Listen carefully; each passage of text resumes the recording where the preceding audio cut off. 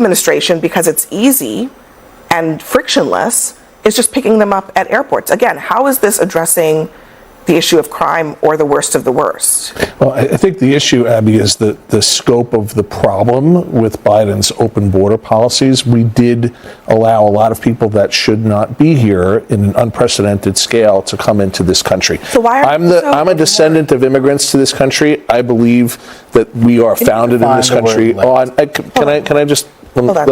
I believe that people are actually that are under TPS or asylum status, they are afforded certain elements of the Constitution and due process. I think that should take place. But what happens is when the pendulum swings in either direction, Abby, too far, the response is often commensurately too far, and I think that's what we're seeing. So is that what you're? Right I mean, look. Not a justification. I'll take your acknowledgement that this is too far. Is that what you're saying? I think in some instances it is, but I also don't think that we should just automatically assume that there will be a wholesale deportation of those 450,000 Haitian immigrants. What happens when you revoke their status? What do you think happens? There would be a review.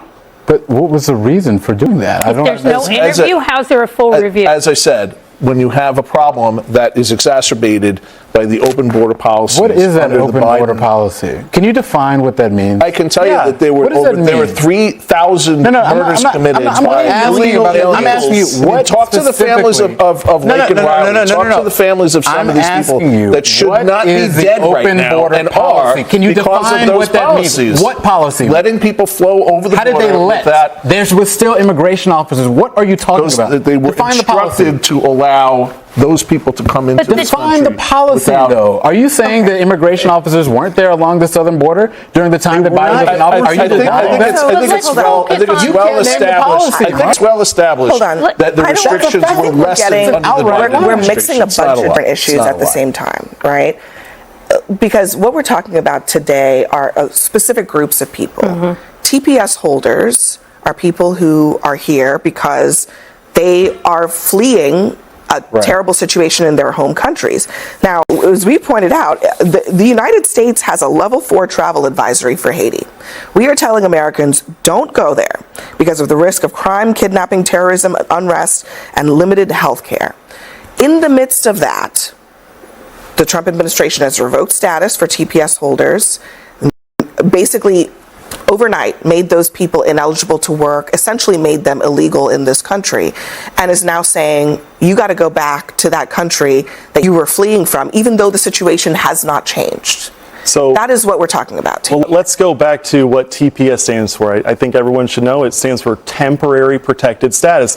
It's not meant to be a pathway to citizenship. It's not meant for any of it. Yes, they should go back and fix their countries. Why?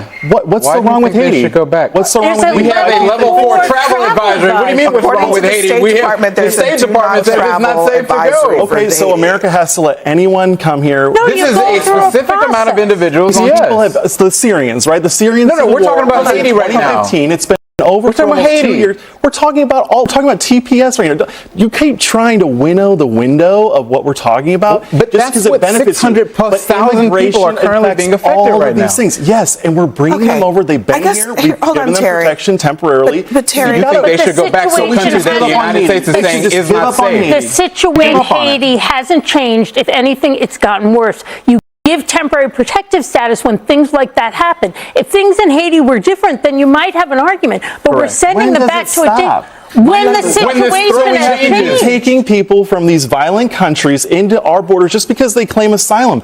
I just don't think that's temporary protective Let's get back to the basics. Terry, I'm going to stop you there because, again, you keep mixing things up. Where temporary protective status and asylum are not the same process. They're not the same thing.